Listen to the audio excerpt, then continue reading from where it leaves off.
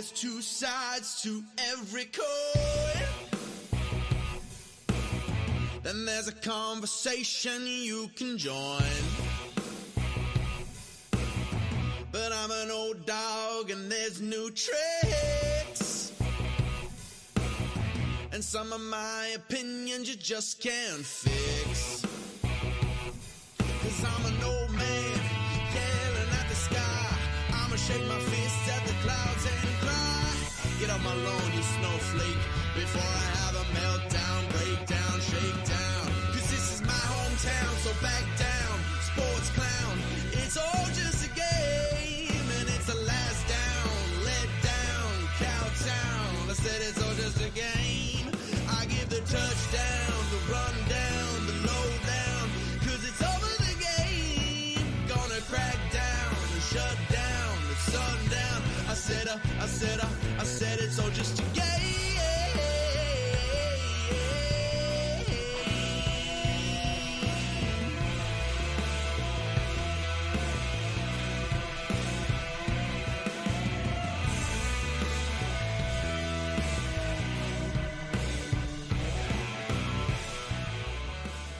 So you could play that?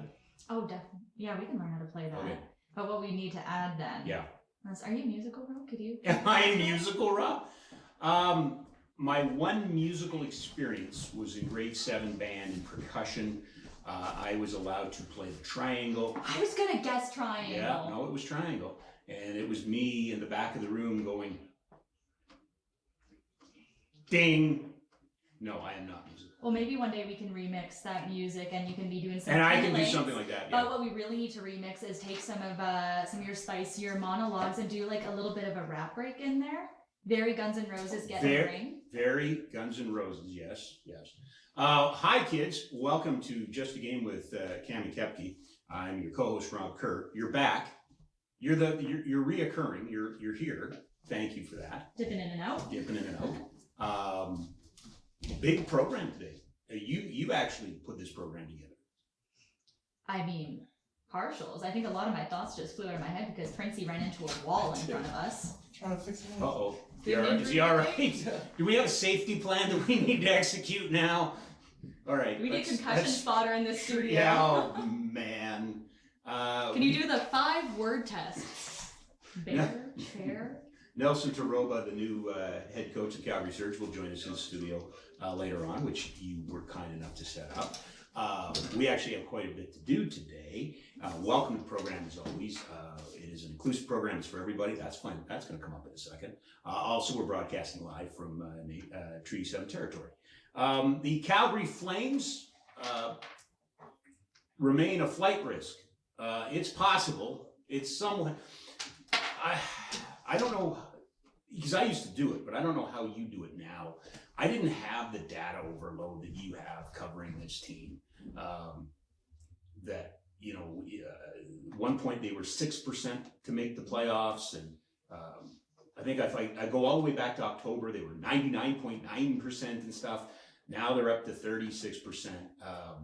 I got it at a 31.5. 31, okay, sorry, 31. I mean, there's a million different models you can look at though, but right. The chance is there. The math isn't great. No, the math's not we're great. We're not good at math. So no, we're not. There are no math questions. There's a reason we went to school for words. Exactly. And you didn't even finish that, Rob? I didn't even finish. Thank you. Thank you. There's my great, yeah, it's all exposed for the world to hear. I do not have a high school diploma, nor did I graduate from broadcast school. So here we are. I was talking about state. You really outed yourself there. I'm sorry. For the record, we're friends. We're very good friends. Yeah, clearly. Absolutely clearly. Having said that, you're right, math is not my strong suit. Having said that, the Flames only needed one more goal than LA last night. They win the game 2-1. Markstrom's best performance of the year? I would say so. Yeah. If you really want to just go statistically, it's like his third best, but okay. Timeliness of those saves. The breakaway stop just before the first period and brought Kevin Fiala a couple of times. Yeah. And this is a team that you really see gets great chances off the rush. They have a pretty relentless forecheck, but we didn't see them really get to establish a lot of that last night. No, it was, I think in many ways, and I know Daryl kind of poo-pooed the question, but in many ways, it's the game that Duehr would like his team to play. Win 2-1, shut it down. I mean, as much shutting down as you do allowing 33 shots. Having said that, I don't think there was a lot of 10 bellers in the third period for LA. A couple mistakes, but Markstrom bailed you out. And it was a game where the Flames deserved more on the score sheet. Not even talking about the disallowed goals, like not including the disallowed goals. They just had some really great plays where it's like, okay, yeah, you know what? It wouldn't be out of the realm of possibility to say this could have been like a 5-2 game for Calgary in the end against a really good team. And I was kind of surprised. Like I had to check back at their schedule and say like, are they like coming off a road trip? I know they're on this insane 12-game point streak right now, a franchise at best for them. But first game of a road trip, maybe a team that they underestimated a little bit. But they beat Calgary, the heck out of them the week before, right? Ugly. Yeah. I remember it was a chore to watch that. Yeah, it sure was. Yeah, but I think that therein lies the rub with this Calgary Flames team.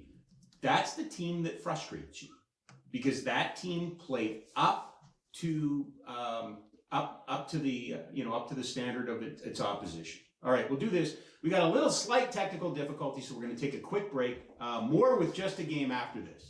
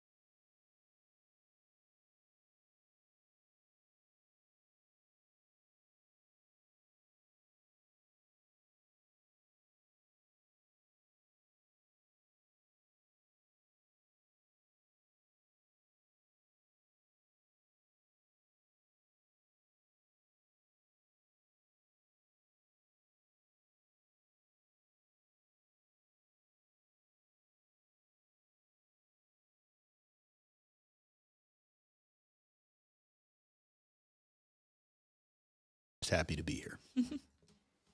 Just let me know when to go then. We're back. Okay, so we're good to go now. Apologize. Slight technical glitch on our end. Once again, with these giant feet and these big sausage fingers, you never know what I'm going to disconnect around here. So I'm not sure what I disconnected, but it is connected again. I am Rob Kerr. This is your host, Cami Kepke, who's now really beginning to take over this program. And good. That's what I say. Thank God. Somebody with some sensibility and common sense around here should be in charge of this project. 2-1 Calgary over the LA Kings. Let's pick up where we left off. Markstrom, check. Walker Duehr, check. Game winner, 10 minutes of hockey, 5 shots, leads the team in that category. Continues to impress. I'm really skeptical, though, Cami, of late season heroics for teams that aren't in the playoffs. You know what I mean? When you're pushing and those types of things, are those sustainable? Are we watching a potential second line player somewhere down the road? Because those are the numbers that he's down seen. the road, but I don't think you want to mess with what he's doing right now. I actually really like him and Trevor Lewis together. He actually, we asked him last night in the scrums, like, all right, Trevor Lewis, was that a very well thought out bank pass? Or is that a shot that missed the net by a meter? And for the record, Walker said that we would have to ask Trevor. But if he was a betting man, he would guess missed shot. But oh, baby, did it work out? I thought it was on purpose, but I trust Walker Duehr's judgment more. Because it was the perfect carom. Like it was a good old fashioned snooker shot. Because he had a bit of a stutter step too to kind of wait out. Yeah. You know, I would just claim it as a set play. That's what I would do. So Walker Duehr continues to impress. Oh, I know where I was going before we got broken up there. 3 disallowed goals last night. Now, there have been games, and this is not me suggesting there's a conspiracy or anything like that, but there was a game last week at home. Vegas, they had 2 called back. Plus, there should have been a penalty on the reach-in on the goal in the third period, right? Yeah, where Rasmus Anderson got cut and couldn't make a play and called it out to the best of his abilities without getting fined. But he was legitimately, that was, I'm not complaining about anything last night. I think the television made a case that the third one probably should have counted. But at that point, I think it was so late in the game, they just wanted to get it over with. I don't think there was any danger of, LA tying it or anything at that point. But it begs the question that can't be by coincidence. Is that just because they don't have finishers like they've had in the past? Not to take anything away from Tyler Toffoli or, even Walker Duehr, but they rely on crashing the net and getting bodies in front and just putting themselves into situations, even the offsides, just putting themselves into situations that allow these things to happen. Is that just pushing? Is that just, kind of the walls caving in? It just strikes me as it's an interest. These ones don't strike me. The disallowed goals don't strike me as a finishing issue. Like Rasmus Anderson didn't even celebrate last night. He went to the bench and you could see him mouthing it like, yeah, I'm pretty sure that was offside. That's going to come back. The Lindholm one, those are the kinds of goals you want to see this kind of year. Those are the kind of goals that you're going to try to get in playoffs where you're crashing, banging the net. Ref said it was inconclusive. I think some people saw something else. Yeah, I think there's a little bit of history playing into that one too, right? And then, you go back to the Vegas game, Mangiapane, it looked like he kicked it in. Right. Not much you can do about that at that point. That's him being in the right spot, but that's just what the bounce was, unfortunately. No, and again, not a conspiracy theory. It strikes me as it just seems to be happening to this team a lot that is desperate for goals, desperate for insurance goals. Right? It's always seemingly in one position or another, either chasing or trying to push ahead.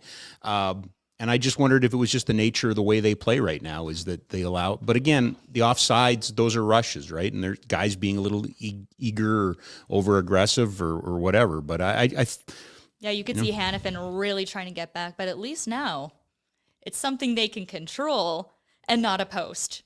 Yeah. We have a new villain. Yeah. Oh no, there's no villains. It's just maybe the call's coming from inside the house now. I think the situations they're so different right now, right? Like, when you're confident, when you have swagger, when things, who's scoring between their legs on this team right now? And I'm kind of missing that. Like, Coacch, I laughed all the time because it used to drive the diehards or the old school guys nuts. But I mean, he tried it, and he made things like that work, right? Johnny Gaudreau made things work, wraparounds work, and stuff like that. This team they're not that. They don't have that high-end talent like they had, and I think we're seeing the frustration boil over.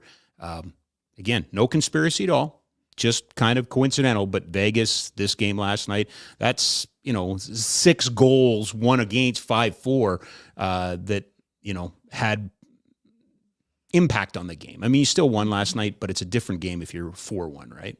And just even talking about, those razzle-dazzle goals, like going between the legs, who on the current Flames or in the system would you picture attempting the Michigan? Phillips. You think that's his game? I think he can do it. He's more north-south than that, but I think he's got the skill level. I mean, it's one thing to attempt it, it's another thing to be able to do it, right? And I think that he could do it. I have lost track of Connor Zary. I saw him, in his 18-year-old season in the American Hockey League, and and then he went back to Kamloops. I haven't seen enough of him this year. I don't know enough. Is Pelche a guy that, I don't think this is the team to attempt Michigan's, or I don't think this is the coach to attempt Michigan's with, right? Especially if you're a young guy who's not getting into the lineup. But I think there is some skill in the system, don't you? I'll tell you the other guy who tried it. It does take nerve. Oh, absolutely. It takes nerve, and I think Pelche has nerve. Yeah. Yeah. Anderson? Would Rasmus Anderson do it? I don't think so. I think he could. Okay. I think I think they're two different questions. Mm-hmm. Could they, would they, right? Could they? Probably. Would they? I don't know. Because that's not usually the kind of play we see him go for, even when he was having that crazy run in shootouts earlier this season. Yeah.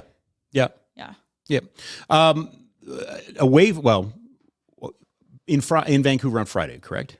Yes. Okay. Last game in April, back against the Ducks Sunday, and then last game in March. Slow down here. Sorry, not good at numbers. No, it's all good. Apparently. Yeah.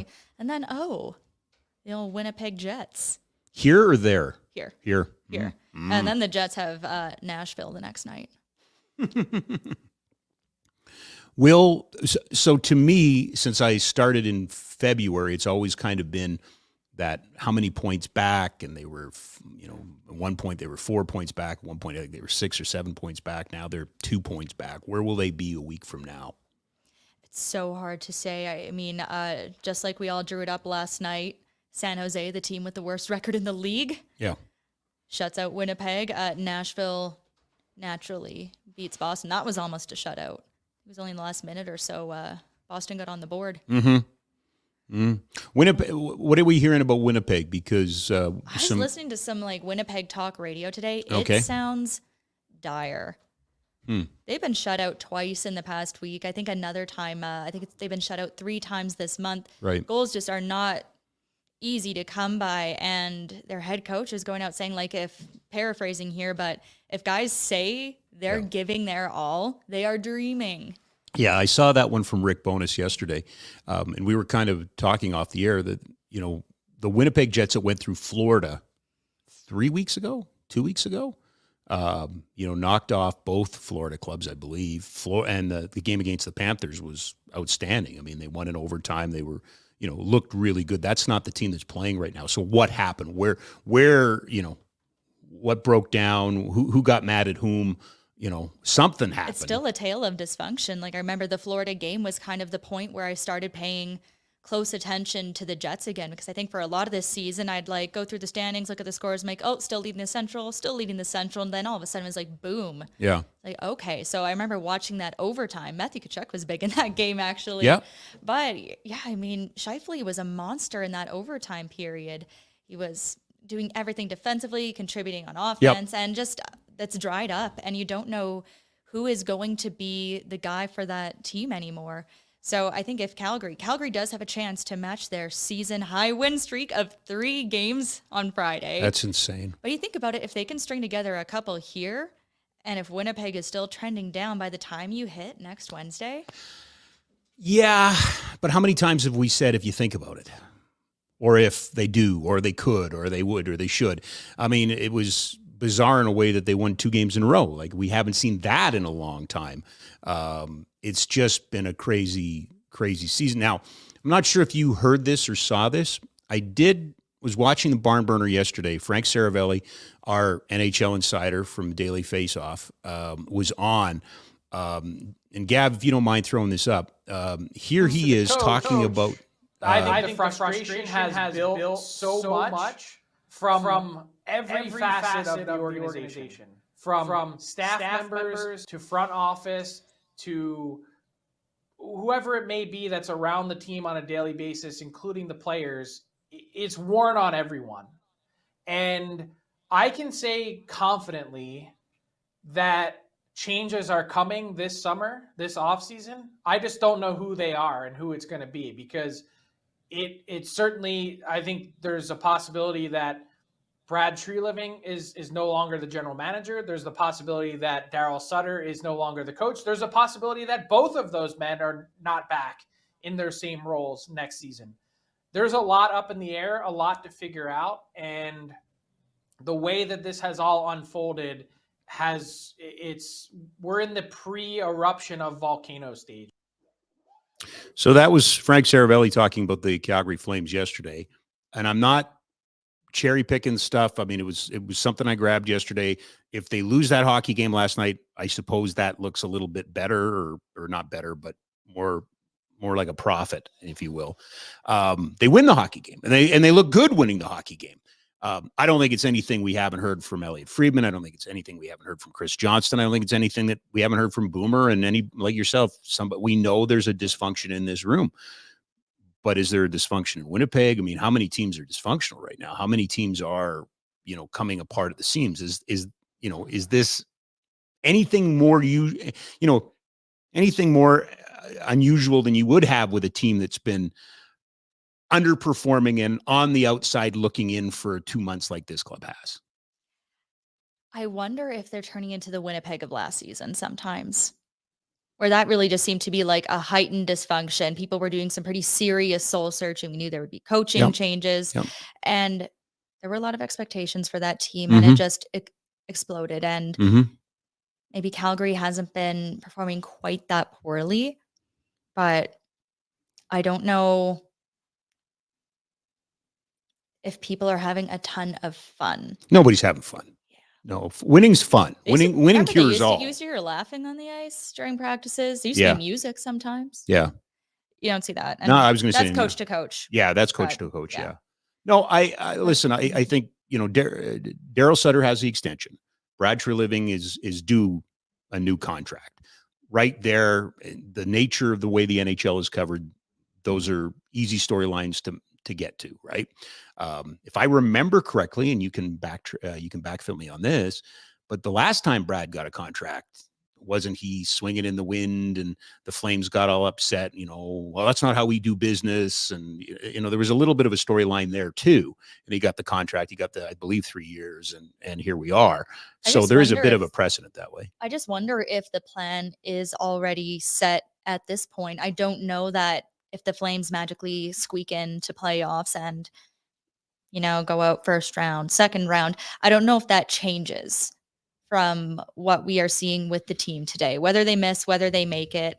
They have to, no matter what, you have to have a plan in place quickly. Cause if you're not bringing back Brad, if you're not bringing back Daryl, that's really going to impact what you're doing with your UFAs and your RFAs, the players who become UFAs and RFAs next season. I should say, I think we have Lucic and Trevor Lewis coming off the books this year, and who knows what happens with them. But even your draft strategy, you need to know these things quickly. But if those are both two players as well that Daryl has an affinity for, right? If he's staying, do those players stay necessarily? New contracts, new deals, and that sort of thing. It's fascinating that the volcano analogy is the one that, because let's be perfectly honest, everybody's kind of excited today because there's still 2 points out. But if you fall out, when you fall out, whatever, it's going to get angry. It's not going to be unlike what you heard in Winnipeg, correct? Totally. And right now the season feels like, I don't know. Have you ever had a friend that had a really old dog?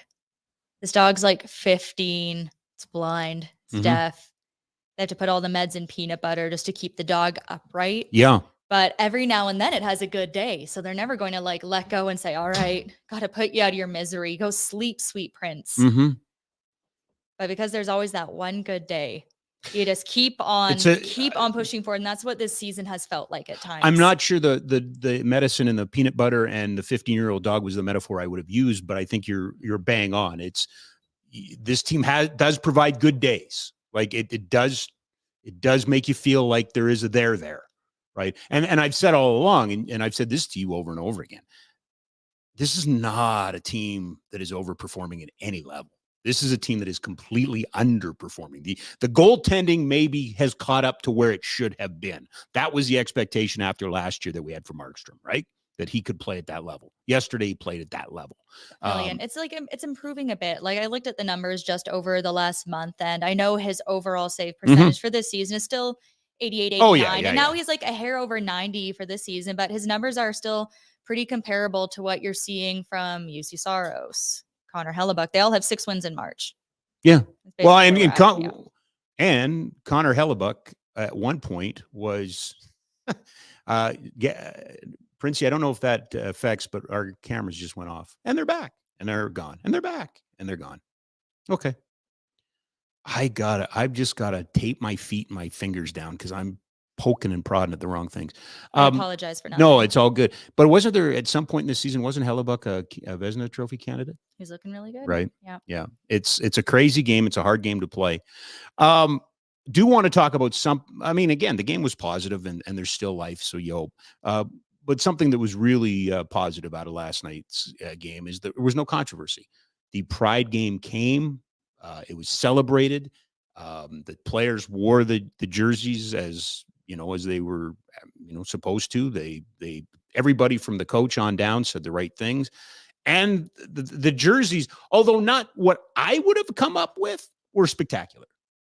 We're just completely spectacular. They were great. Yeah. And unlike anything I've ever seen before, really. It was really different. Yeah. And I think like the pictures that got posted before the game, they didn't show the stripes on the side, which I thought were really cool and broke up all the white. Yeah. Because they also had the United by Hockey mobile museum outside. Like fans actually got a chance to see it up close and personal because the NHL, like you can't sell these theme jerseys after. So correct. People got to see like the Lunar New Year jersey, the Indigenous jersey with the War Pony Blasty logo, the Black History Month jersey, and the Pride jersey all up close and personal and really get to see some of those cool details, which was really neat. And the artist, Megan Parker, got to come down to the room and I saw, I didn't see who the other players were. They're obstructed by the wall of cameras, but I did see Rasmus Anderson came out to really say hi to her and thank her. Really felt like this is another example of Rasmus Anderson standing up and leading this team. He was on the forefront of this. This was important for him. He's made that well known. To the best of our knowledge, nobody was, pushing back or anything like that. The team did it. The coach did it. I laugh because every time you bring up this subject, there's certain people on social that wish to label you and call you names and stuff like that. I would really challenge any of these tinfoil hat wearing boobs to walk up to Daryl Sutter and refer to him as an ultra left wing liberal. I wonder how that would go over. I'm not sure. I don't think it would end well.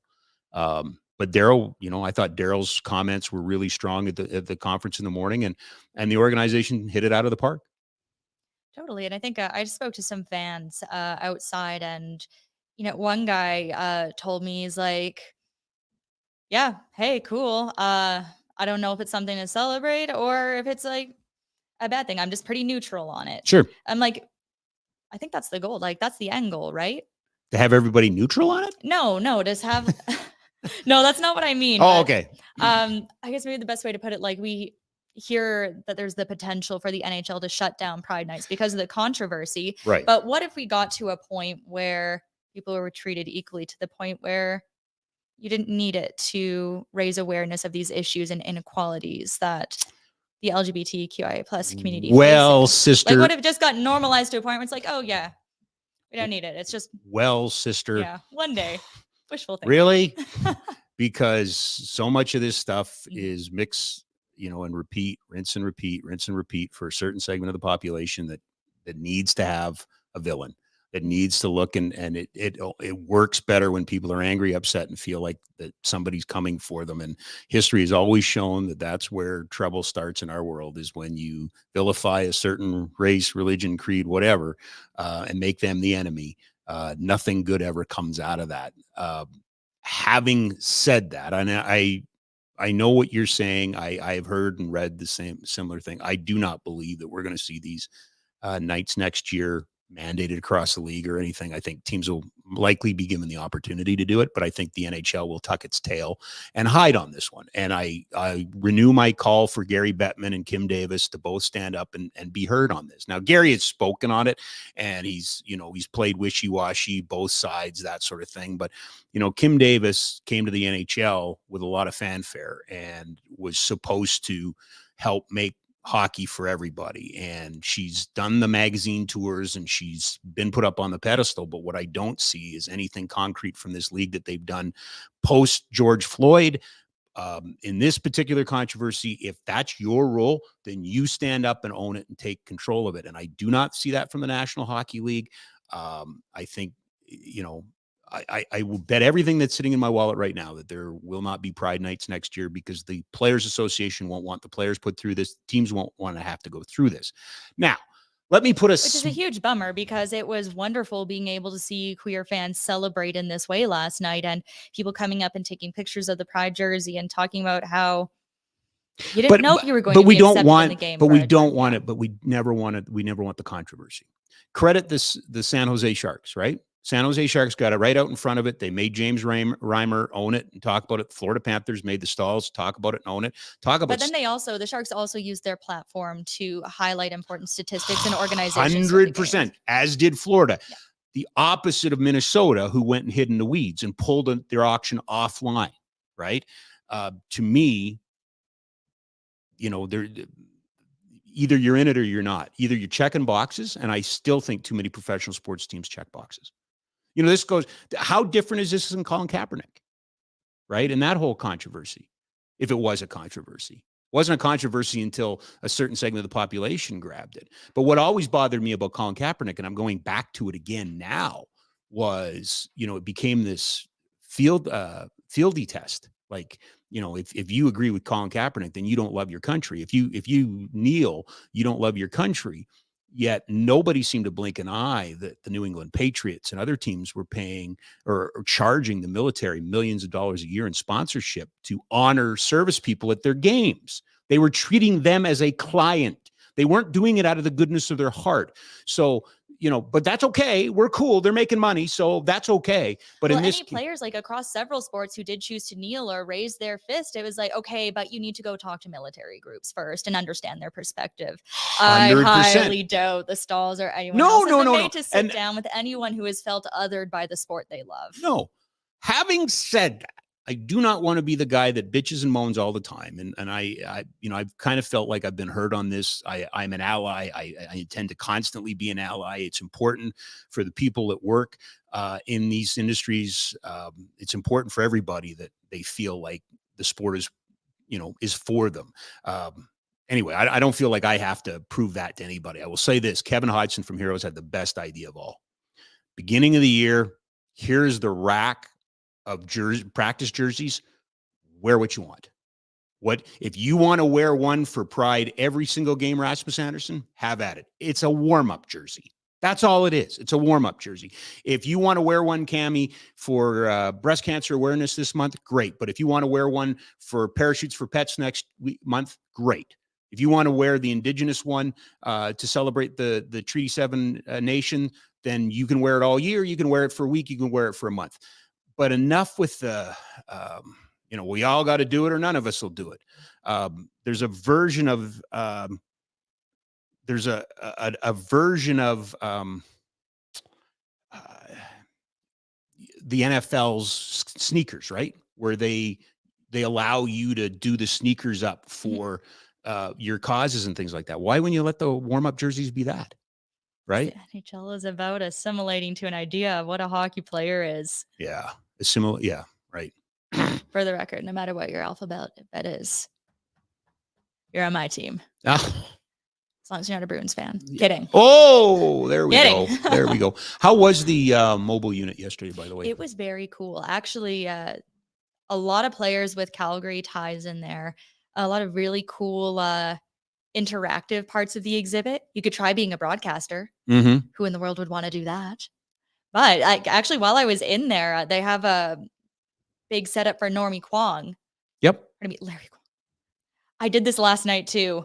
Yeah, We got the Stampeders, great, and the first Asian player in the NHL mixed up, both with great ties to Calgary. Correct. But Kwong's family was actually there wearing the sweaters that are part of the petition to get him into the Hockey Hall of Fame. So it was very cool being able to talk to them about their, it was his daughter and his granddaughter there about Larry's legacy. I want to point out Larry's been in the Alberta Hockey Hall of Fame for about 5 or 6 years now. They have his Nanaimo Clippers jersey in there. Yeah. Yep. And it's crazy. It's so small too. Like I can't imagine you had any kind of protection on underneath that. That's why Hall of Fames matter. That's why, and we had Cheryl Bernard in here a couple weeks ago, and we know that the Canadian Sports Hall of Fame has moved online, but there's still something to be said about seeing something right up close and seeing it for yourself. I mean, the Hockey Hall of Fame, I could spend days in. That whole section of the IIHF and their jerseys is fantastic. I love that. But all the little things that are in there, TJ Brody's gloves from his American Hockey League All-Star games, stuff like that, I just dig. Never been. Oh, you never? No. Oh, okay. I haven't really spent any time in Toronto in my life. I've been to there's a hockey museum in Renfrew. Mm-hmm. Been there. Mm-hmm. Home of the Creamery Kings. Yes. That was a pretty cool place. The one in the Alberta Sports Hall of Fame is worth it too. Right, that one is definitely worth a visit. But was Kwame Brown there yesterday? Yes. Yeah, Soul on Ice, right? Mhm. And that's quickly becoming a very influential movie and part of the discussion of hockey is for everyone too, and the impact that it's had should not be lessened or thought less of. Kwame's he did a really nice job. As a matter of fact, Brent Dodginghorse went and saw it, and I think that's he talks openly about how that inspired him. Seeing that film too. So I think they did I think the NHL. Hey, listen, I'm going to take a run at them when they do things bad. We should tell them when they're doing things right. They need to do more stuff like this, to be perfectly honest. And a large traveling mobile hockey hall of fame would be great. Show us the original trophies and show us, sticks and equipment and stuff like that. Like I'd love to take kids through and show them the equipment. Like you said, the jersey's so small. Well, here's the Duehr goalie pads. Take a look at those kids. Oh, by the way, they're wet. So now they weigh 4 times as much. There's a lot to be gained by that. So good on the NHL for doing that. Totally. No, no, but it was great. Like, especially to see like little kids learning more about the greats of maybe our time, who they're just less familiar with. My greats aren't your greats, right? Fair. I was talking a lot of Pavel Demitra this morning. I was going to say, do love me. Yes. Okay. Pavel Demitra. Right. No, I get you. By the way, we should recognize that if you're watching this program, Tammy is not wearing a Vancouver Grizzlies sweatshirt. You think she is, but she's not wearing a Vancouver Grizzlies sweatshirt. It is close. It is combining all my favorite things. A defunct sports team. Yep. Technically. Yep. Existential dread. Right. As you can see, the bear is crying. Yeah. Holding a skull. Holding a skull. Yeah. Holding a skull. I think it encapsulates just gonna gesture generally into space. Do you remember the Grizzlies? Were you okay? Did somebody have to tell you were wearing something that looked like the Vancouver Grizzlies? No, I mean, like a lot of things, I just had to watch a bunch of stuff on YouTube and say, like, I'm very down with this. I wish it was back. Gotcha. Yep. Yes. The Vancouver Grizzlies. Oh, you wanted to talk about Andrew Mangiapane before I leave hockey and the Flames. Yes. Okay. Yes. Okay. Yeah. So we're talking about players that made a big difference last night. I think we have to give stick taps to Jacob Markstrom, Walker Duehr. I do like that the fans are starting to chant "do" when he touches the puck. Oh, just do? I don't know if I can hear the Oh, okay. but they're starting to chant. And I know Lucic is on the ice as well, but it sounds different. Yeah. Okay. It is different. He is making his mark. Yeah. We've made a lot about how the defense has not been great when Chris Tanev is not in the lineup. I really appreciated the play of the defenseman last night. I thought Noah Hannafin had a great game. Mackenzie Weegar played quite well. But Mangiapane has been due. Yes. Yeah. Yes. So he was everywhere last night. He still has that grit in his game. But okay, so he scored last night. He scored last week against Anaheim. Before that, he went 14 games between goals, had like 2 assists during that span. But he wasn't alone in that, right? No, there was a big drop off for everybody, but I looked it up, and this is from Natural Stat Trick. He's second on the team with 87 high danger chances this year. Only Coleman's ahead of him with 90, which is kind of insane. Coleman's leading. Yeah. Oh, I would have thought it would have been Lindholm or Kadri. Okay. No, it's by their metrics, it's Mangiapane and Coleman, and a lot of what Mangiapane is doing is coming off the rush. Yep. Which is kind of crazy because you feel like, I know he's had a lot of posts too, but you think if some more of those go in, he's at 15 goals this season. You'd hope he's having the season that Kempe's having, or like a Buchnevich maybe. Yeah. Yeah. No, I like the kid. I think he's kind of a symbol of what this team's gone through this year. I expect more from him. I'm sure he expects more from him. He's capable of it if he's creating chances. I mean, it's the guys that don't create chances. It's I can't remember, we were having this conversation recently, but God bless him, David Moss. Love the kid. Just love the kid. But that was where the phrase, is he a 20-goal scorer, or did he score 20 goals?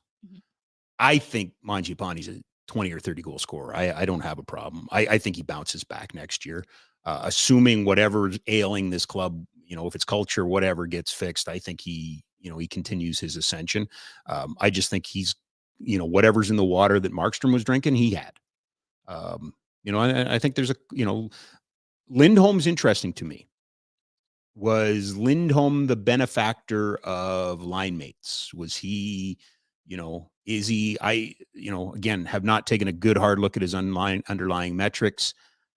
He's in the right place. He does the right things. Could you apply snake bitten to Lindholm? Perhaps. I don't know if you'd even call him snake bitten. I look at him as like the universal blood donor of line mates. I feel like he'd be pretty successful no matter. So if you're going to give him high-end line mates, he's going to be a high-end player. But if you don't give him high-end line mates, then he's going to be the best that he can be, sort of thing. I think Backlund, that was Backlund's role for a while as a youngster, right? He's going to play with the Ginland Tanguay. Come on, that's a difficult situation to put him in. When he evolves, he's another guy that's due next year, not this year. It's going to be an interesting contract because that's a very, very team-friendly contract right now, right? I know. I think people talk about Tyler Toffoli being one of the best value contracts on the Flames. Like, it's got to be Lindholm number 1. Yeah, I think it is Lindholm. I really do. I think they got him on a very good contract, and they're not going to be able to keep him on that contract. They may be able to keep him. They just won't be able to keep him on that contract, right? Which, we played that Frank Saravelli clip. I think that's when you talk about this volcano. I think that's part of it too. Do you keep Backlund? Do you keep Lindholm? Do you keep Tanev? Do you keep all of these guys that you like, or do you get rid of them with some terms so they're more valuable for other teams? But again, you can't do any of that or even think about doing that unless you know what's happening in terms of your coaching and management. Oh yeah, no, one begets the other. One begets the other. And quite honestly, do they want to be here? That remains one of my big, not pet peeves. It's not a pet peeve, but it sits there. It just sits in the back of my throat. Is this the place that guys want to be right now? Part of it's building. Part of it is this perception of the Canadian media, and I'm going to say that. But Vancouver and Edmonton and Calgary and all these places. Do you want to be recognized when you step out of the building? You want to blend into the great Scott Niedermayer flip flops to practice, flip flops home. Nobody bugs me at Starbucks, right? All of these things. Coronado got recognized at the airport. He did, right when he arrived here. Yeah. Yep. And some guys dig it. Some guys are okay with it. But I truly believe, Brad Treliving and Kenny Holland and Kevin Cheveldayoff and Kent and Hughes and all these guys, I think they're all playing, with a little bit of an anchor that their counterparts south of the border aren't playing with right now. I don't think it's to the extent. Were you born in the early 2000s? Yeah, but barely. You won't remember. the Canadian Equalization Fund, right? And right. And that's what led to the lockout, which led to the salary cap, which brings us to this point. The Rangers, Detroit, Colorado were spending money. Edmonton, Calgary couldn't spend money. I don't think it's that. It's now. Do you think moving to a soft salary cap model where you have the luxury tax, would that benefit Canadian cities that might otherwise, like a Winnipeg, that might otherwise have some trouble attracting superstars to wanting to sign in your city long term? So have the ability to overpay them and then pay a tax on it? Yes. Kind of like essentially baseball's luxury tax. Mm-hmm. No, I don't think so, because I'm not sure that the revenue streams are there for these teams. I think the revenue streams are probably where they're at, and they're probably comfortable where they can make some money. I think the bigger thing is just quality of life in the building. And, people, Vancouver's the extreme, but I just look at that market and man, there's some bizarre things that happen out there, media wise, fan wise, ownership wise, player wise. Like, it can be wacky. Like, it just can be straight wacky. And, Oliver Ekman-Larsson, his agent, went on there and said, nobody really wants to play in Canadian markets because of the social media and all of those sort of things. Which I think, and I don't blame folks for hearing me say that and go, well, that's BS. Like, that's crap. They're getting paid millions of dollars. Yep, they sure are, but they're also getting all of their needs tended to. So if you ask them if they're uncomfortable and they say, we're uncomfortable, we want to go somewhere we're comfortable. I can't think of any other place in the world that I want to live rather than here. But I think it cost you 2 franchise players last year. I don't think they wanted to be here anymore, right? When we said all the nice things and we do all the nice things, but coming out of his second contract or whatever, Matthew Tkachuk did not want to be here. It was very nice of him to tell us he didn't want to be here, so we were able to trade him. That was great, but he didn't want to be here, and that's frustrating for me. If you get, Connor McDavid or Connor Bedard or something like this, is Connor McDavid going to retire as an Oiler? Probably not. Nobody does. But, there's a dread, right, with Coronado. Is he going to sign? He's American. He's American. Shouldn't matter what nationality you are. You should want to be here, stay here, and be here for your whole career. It just doesn't feel like it's possible anymore. Does it? Am I wrong? Backlund might. You think? See what happens with him. You think? That's one of those contracts that's so we up had as he gets we had Andrew McBride in the studio on Monday, and we had this conversation because McBride won in his second year, and then he won 5 years later, so it would have been in his 7th year. That was 15. No, it was 4 and 9. Okay. Right. He retired before that one. But at the end, I said to him, had you not won the 2 championships earlier, would you have stayed to the end, or would you have gone and chased? He said, I would have gone and chased. Right. And I don't doubt it. I like Mike. I really do. But I wouldn't blame him at all if he wanted to go chase. Would it surprise you if Michael Backlund got traded to the Colorado Avalanche, or, I would hate to see him go to the Arizona Coyotes or the Chicago Blackhawks right now. If he goes somewhere, you want him to go where, the Rangers or something like that. But I wouldn't blame him if he wanted to go win. Right. Yeah. I mean, it's a tough call to make, though, because it's harder than ever to chase. We saw it worked out for Raymond Bourque. Doesn't work out for guys like Jerome chased. Yeah. Right. Jerome got to pick his shot leaving here. He called his shot. Right. Called it, went to Pittsburgh. Didn't work. No, but also I think it's a big gamble. And I find chasing leads to uprooting yourself and your family more, obviously. But I find those don't tend to turn into long-term things. And it ends up just being a lot of upheaval until you eventually go out on the note that you didn't want to. Yeah. What you really want is you want somebody to believe in what you're doing, right? You as a team, you want your players to buy into your vision of what you're doing. I don't think anybody wants to leave Tampa Bay. I don't think Blake Coleman wanted to leave Tampa Bay. They just weren't going to bring him back, which is a great position to be in, right? And again, I take no pride in this. I think a new building will help. I think new facilities will help. I think the people that come here, clearly players love this place because it's the biggest alumni in the National Hockey League. There's so many former players here. They do come back here. It's a great city. I just don't think that people want to be part of the Calgary Flames right now like they should or they used to or whatever. And part of that's out of everybody's control until they get a new building. right? I mean, say what you will about Creature Comforts. This is a nice studio. This is like, I give the nation credit and just absolute awesome studio. It's the best studio I've ever worked in. So this is great. But it, there's other places I worked where you go, all right, well, you're going to have to draw some satisfaction out of something else because your surroundings aren't going to be it.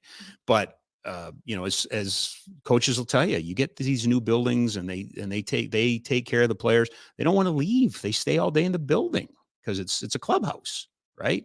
So I don't know how we ended up here. Oh, that's right, players leaving. But I think, there's a volcano about to erupt. The one thing you said 10 minutes before I went on this long diatribe, and then I'll let you have the mic for a while, was about what if they got in? Okay. What if they got in and got on a run? What if they got in and got on a run and went a long way? What if they got in and got, I think you can make a case that this is a team. Now, I'm not going to do that. I'm about to piss off older people my age.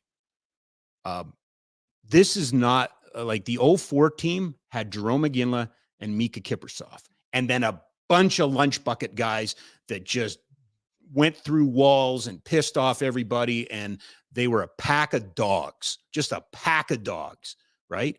But they didn't have the second line scoring that this team has a lot of. They didn't have the depth in goal. I mean, Roman Turek, God bless him. But this team doesn't have the high end that they had with Kiprusoff. But if you get in and you go on a run, then what? Because 2006, I don't know how many people remember this in Edmonton, but in 2006, they were trying to run Craig MacTavish off. Craig MacTavish was the problem. We got to get rid of Craig MacTavish. Then they went to the Stanley Cup final. And guess what? Craig MacTavish got a new deal.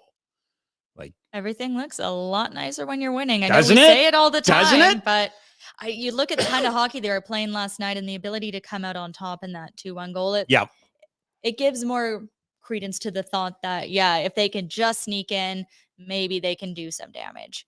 I do want to remind you that we were very happy to have a new sponsor on board. That is our good friends at Ski Cellar Snowboard, skicellarsnowboard.com. 1946. What's that? Why is that important? Because that's when they opened their doors. And we already proven we're not strong in math. That's like 76, 73 years ago, 77 years ago. That's a long time. They know what they're doing. 4 locations: McLeod Trail by Chinook Center, 17th Avenue Southwest, just off of 14th Street, Bow Ridge Road Northwest, by McDonald's at the bottom of Winsport, and at Winsport itself in the Frank King Day Lodge. Coming up a little later on, the brand spanking new coach of the Calgary Surge, Nelson Teroba, will join us, we believe, in studio. Rob and Cami with you. What else did we want to get to? What else? I know what I want to do. I want to show you this one. Gav, can you get ready to bring Rick Westhead once again doing this country a service?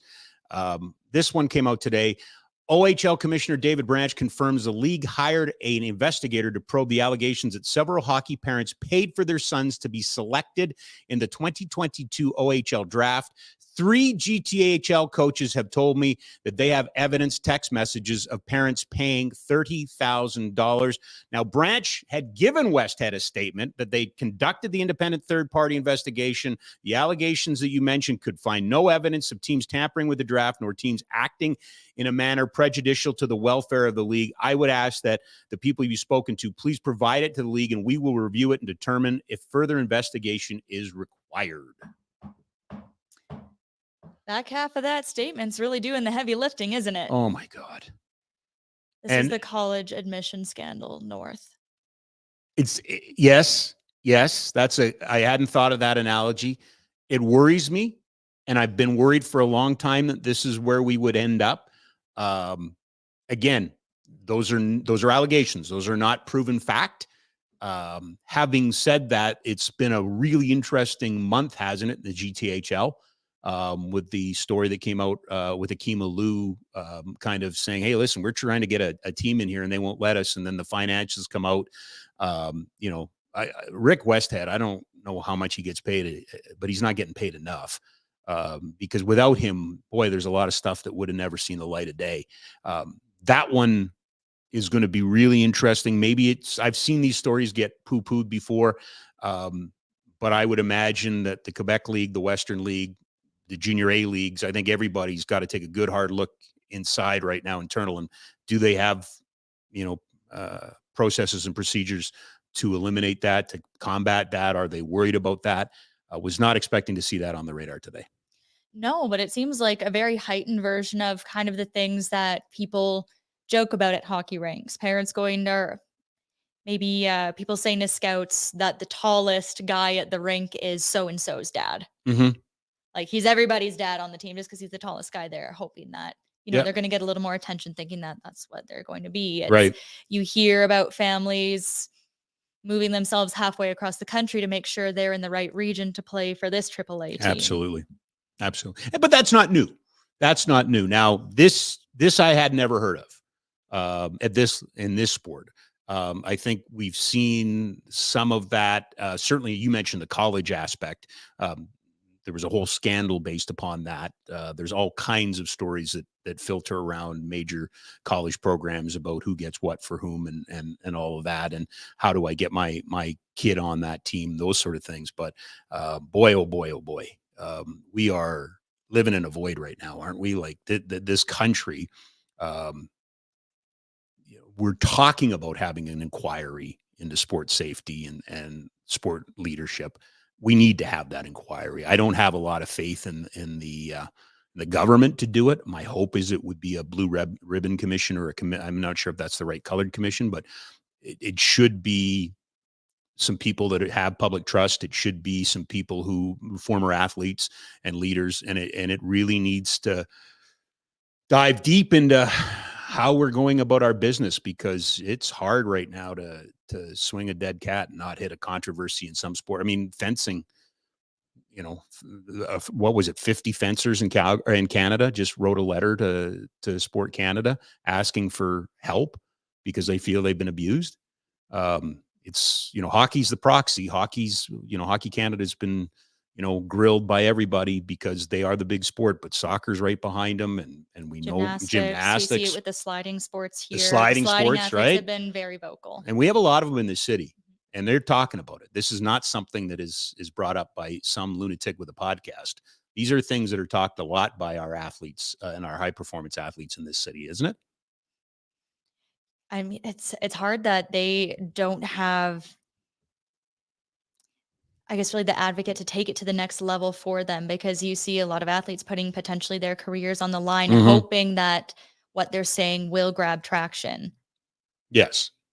And so far, it just seems to add to a pile. Here's another story, right? Anyway, I wanted to bring that one. I did not tell you about it because I wanted to bring it in and have you react cold to it.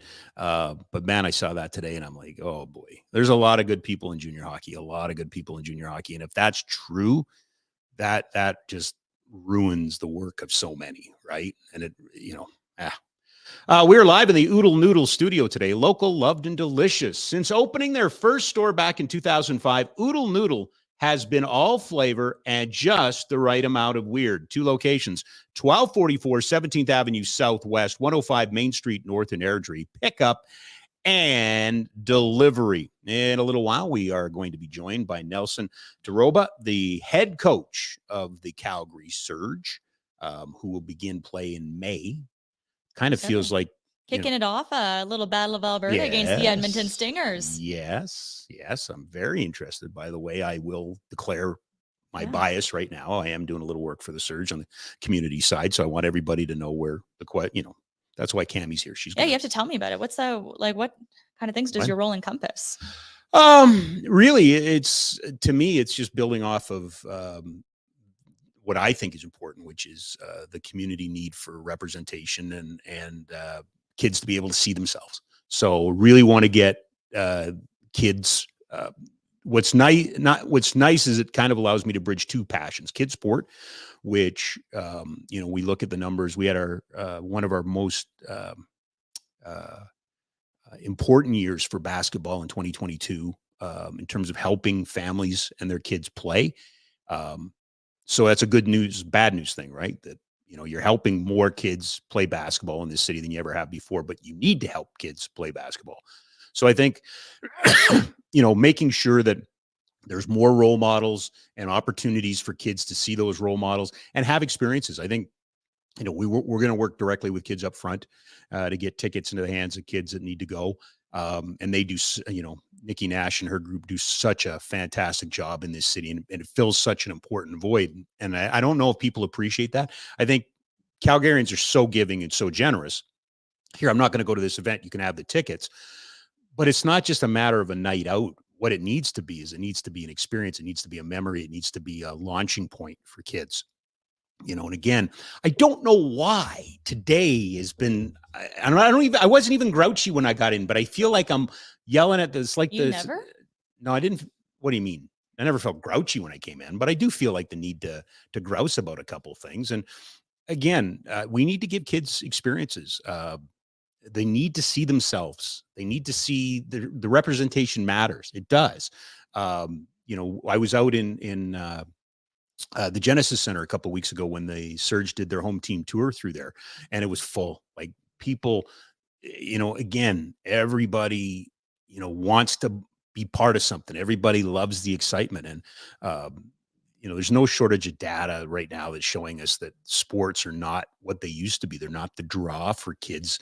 We just naturally assumed that every kid was a sports fan, and that's not the case. They're not sports fans like they used to be. They don't have that innate interest in sport like they used to. You need to give them role models. And what's interesting is the popularity of NBA athletes. Of all of the sports, NBA athletes tend to be more popular amongst the youth than football players and hockey players and things like that. So that it backs up that whole role modeling. So for me, it's about helping the Surge get kids to the game, helping kids to see, I can be a basketball player, I could work for a sports team, I could be a broadcaster, all of those sort of things. So that's what I'm looking forward to. It's funny. It sounds like a lot of the same challenges that you see with the Stampeders, and they do so much in the community, hoping to, kind of get that next generation of kids interested. Because especially if you don't grow up in a CFL city or close to a CFL city, what are the chances that you actually understand the rules of the Canadian game and that kind of thing? So even like with the Stamps, you'll see those guys like coaching high school here. Oh, Dave Dickinson, right? Like the head coach was coaching high school. Absolutely, they give back. I think they're different, though. I think, and I don't know if you follow Randy Chevrier on social, but he got into it with Michael Ball in Regina, Voice of the Riders, and that one turned ugly real quick. But it really underscores the reality that I think the CFL is dealing with right now is you're not buffaloing anybody into believing it's the superior product. When I was a kid, we were not buffaloed, but when I was young, there was more passing in the CFL. It was more of an aerial game. It was more, cloud of dust and John Riggins and all of that, south of the border. But I think kids nowadays are drawn to the fantasy. They're drawn to the flash. They're drawn to the dash. But we seem to always want to debate the merits of the sport and say, well, it fits here, it slots here and slots here. I love the Canadian game. I love the athletes. The facility here is not good. Not good. It does not. It's actually, I think that McMahon Stadium is an obstacle for people to go to games. That's how bad I think it is there. And I think they have put so much lipstick on that pig that its back feet don't even hit the ground anymore. It's so top heavy because there's so much lipstick on the front end of it. They are trying. This is not a criticism of CSEC. It's not a criticism of the CFL. It's not criticism of the McMahon Stadium Society. If anything, it's a criticism of the lack of vision and dreaming that we do in this city. Like, it's just not, Cami, you cover all this. Where does it fit in terms of conversations about facilities right now?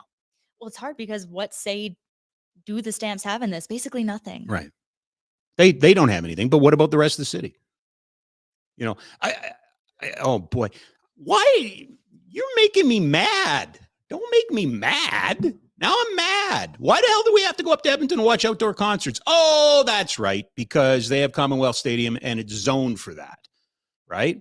They had snowboarding at Commonwealth Stadium. That was sick. It was great. That was great. That's a dreamer. That's a dreamer. Now, God bless, and I look, I have to be careful of who I'm pissing off and who I'm talking about, but this is just me now. I thought it was kind of funny last week that the city put a full court press out on their social media platforms to tell us about how good they'd done. Like, if you have to tell us how good you are, like, sometimes maybe you're not. This city needs to invest in dreamers. This city needs to invest in facilities. The fact that Winsport is whittling away, there's no track there anymore. There's no ski jump there anymore. It's a shame.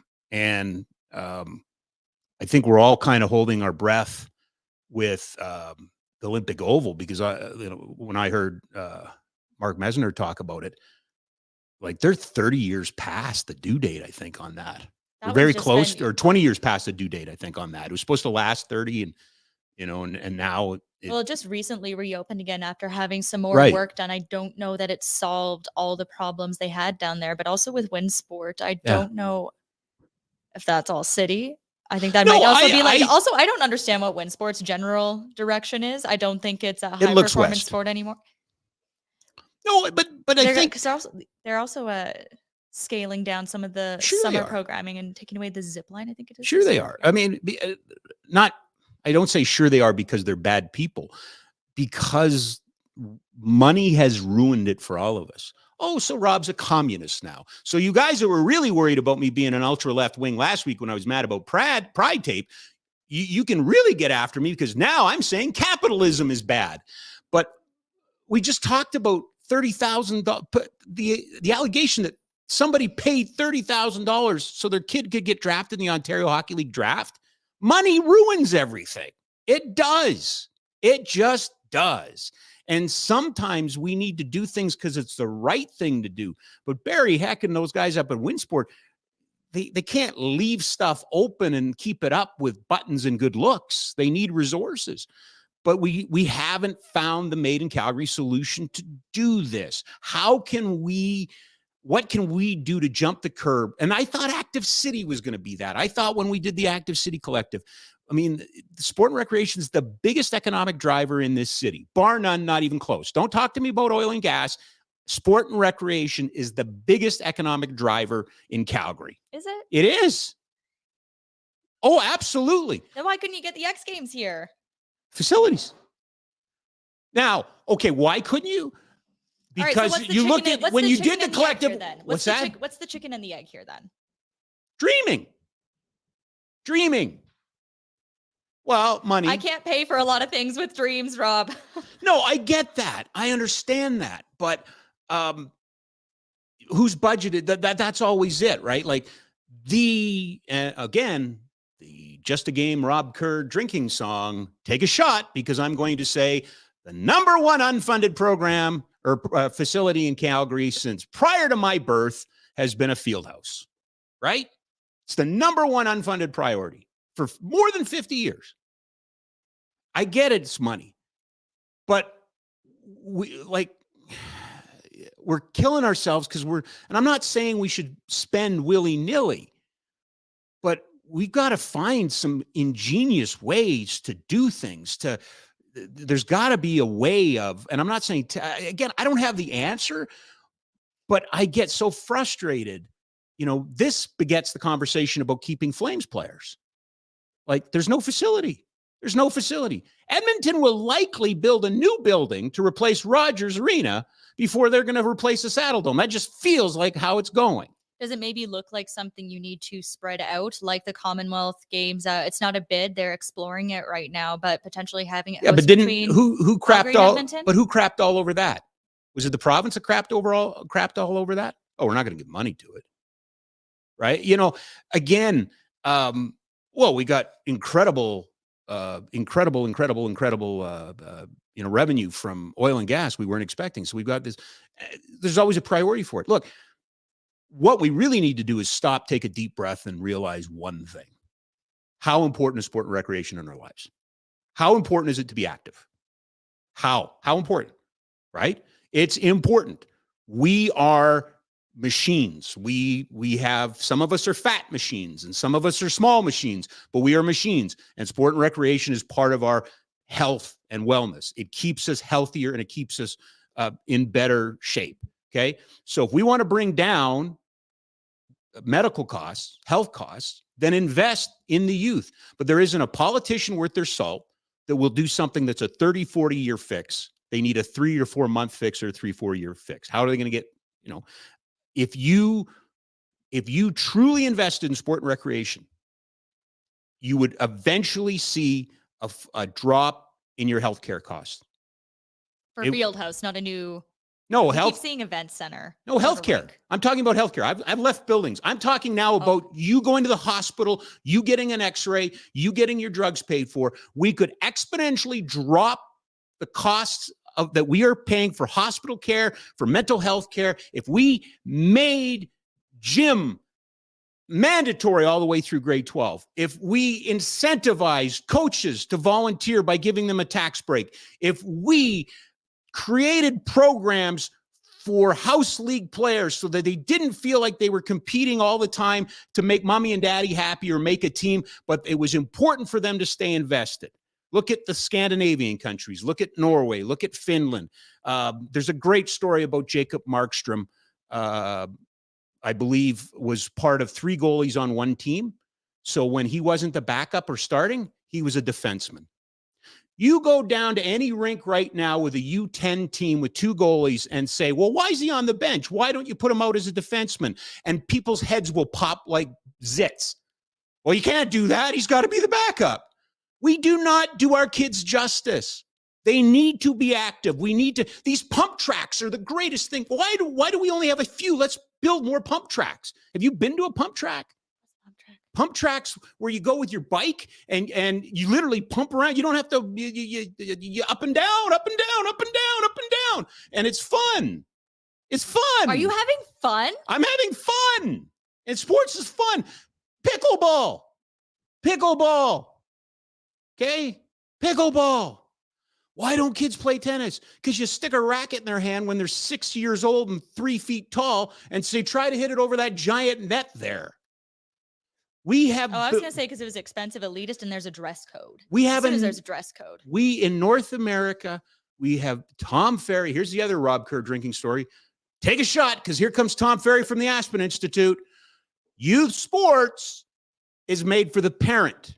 It's not constructed for the child. If we invested in sport and recreation, if we put the money in, if we made a healthier population coming up, if you know what the stats are, what do you play right now?